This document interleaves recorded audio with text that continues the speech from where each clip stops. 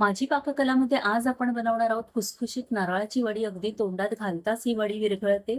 त्यासाठी इथे मी एक नॉनस्टिक कढई घेतली. त्यामध्ये 1 चमचा तूप घ्यायचं. तूप तापलं की यामध्ये ओल्या नारळाचा चव घ्यायचा आहे. 3 ते 4 मिनिटांसाठी तुपावर छान असं परतवून घ्यायचं हे खोबरं.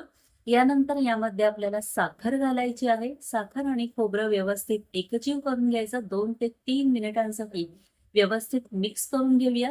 आता इथे साखर वितळण्यासाठी आपण दूध ॲड करणार आहोत इथे. तर मी पाऊण कप इतकं दूध घेतलंय आणि त्यामध्ये आज मी मिल्क पावडर इथे ॲड करते. खूप छान रिचनेस येतो आपल्या वडीला याने.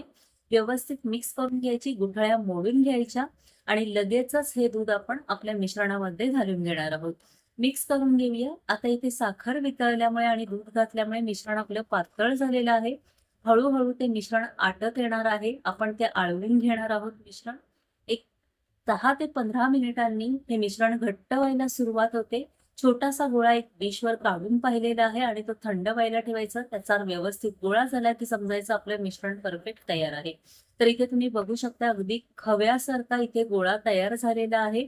कढईतनं मिश्रण आपलं वेगळं होतंय म्हणजेच परफेक्ट मिश्रण तयार झालंय. इथे 1 चमचा वेलची जायफळ पूड घातलेली आहे. सगळं मिश्रण व्यवस्थित एकजीव करून घ्यायचं. गॅस बंद करायचा आणि गरम असतानाच लगेचच एखाद्या ताटावर किंवा ट्रेवर हे मिश्रण काढून घ्यायचं. ताटाला इथे मी तूप लावून घेतलेलं आहे. स्प्रेड करायचं लगेचच गरम असताना वाटीने किंवा स्पॅच्युलाने. इथे मी स्क्वेअर शेप देणार आहे आणि वड्या पाडून घेणार आहे.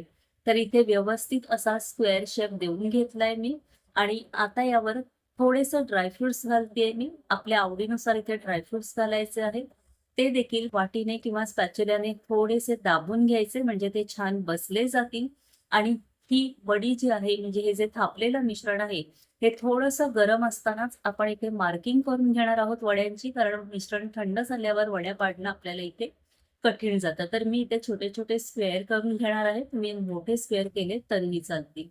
तर इथे आता अशी मार्किंग करून घेते आणि अर्धा तास रूम टेम्परेचरला हे ताट साइडला ठेवायचं आहे आणि व्यवस्थित याच्या वड्या आपण काढून घ्यायच्या आहेत. याची डिटेल रेसिपी माझी पाककला या आपल्या चॅनलवर आहे.